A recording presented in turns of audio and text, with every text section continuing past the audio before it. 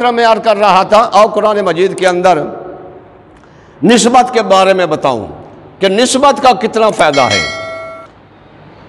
سیدنا پیارے یوسف علیہ السلام جب مصر کے بادشاہ بنے، آپ کے بھائی آپ کی بارگاہ میں گئے، بھائیوں کے پتہ چلا، آپ نے بتا دیا، بھائیوں نے عرض کیا حضور آپ کے ابا جان جو ہیں آپ کے فراق میں روتے روتے ان کی آنکھوں کی بینائی ختم ہو گئی ہے۔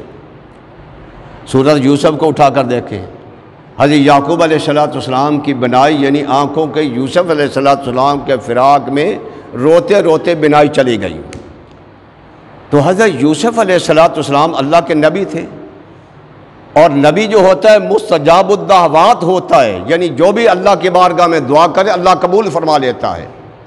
تو حضرت یوسف علیہ السلام رب کی بارگاہ میں دعا کر سکتے تھے، مولا میرے باپ کی بینائی چلی گئی ہے، میرے فراق کے اندر تو ان کی بینائی واپس فرما دے، یہ بھی ہو سکتا تھا۔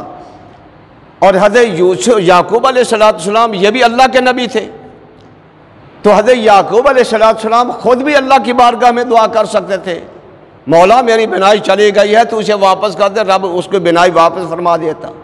لیکن نہیں، نہ پیارے یعقوب نے دعا فرمائی، نہ پیارے یوسف نے دعا فرمائی، بلکہ پیارے یوسف نے بھائیوں سے کیا کہا، اذهبوا بقمیصی ھذا فالقوا علی وجہ ابیۃ بصیرا، فرمایا بھائیوں یہ میری قمیض لے جاؤ، میرا چولا لے جاؤ، میرا کرسا لے جاؤ، جا کر میرے باپ کی آنکھوں پر ڈال دینا، ان کی بینائی واپس آ جائے گی۔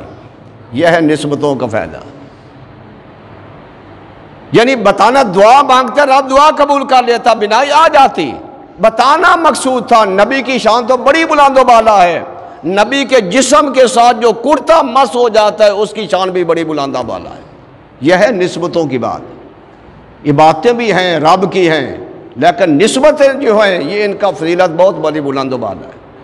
پھر آپ نے فرمایا، پھر قرآن کہہ رہا ہے فَأَلْقَوْا عَلَىٰ وَجْهِهِ فَارْتَدَّ بَصِيرًا، کہ جب وہ بھائی لے کر کرتا گئے، انہوں نے آنکھوں پر ڈالا، فَارْتَدَّ بَصِيرًا، فوراً ہی بینائی واپس آ گئی، کوئی ٹائم نہیں لگا، کوئی منٹ سیکنڈ نہیں لگا، بس آنکھوں پر وہ کرتا لگانا تھا، بینائی واپس آ گئی۔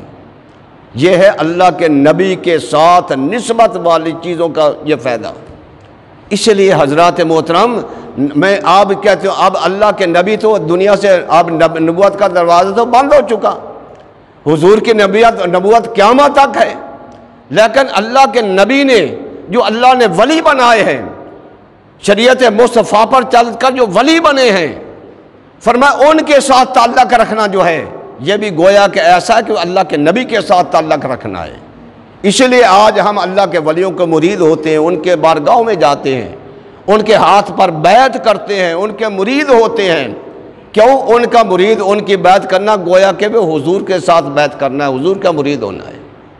یہ نسبتوں کا فائدہ ہے۔ یہ باتیں اپنی جگہ پر ہیں، یہ باتیں ہمارا فعل، لیکن نسبتیں جو ہیں وہ رب کی طرف سے ہوتی ہیں۔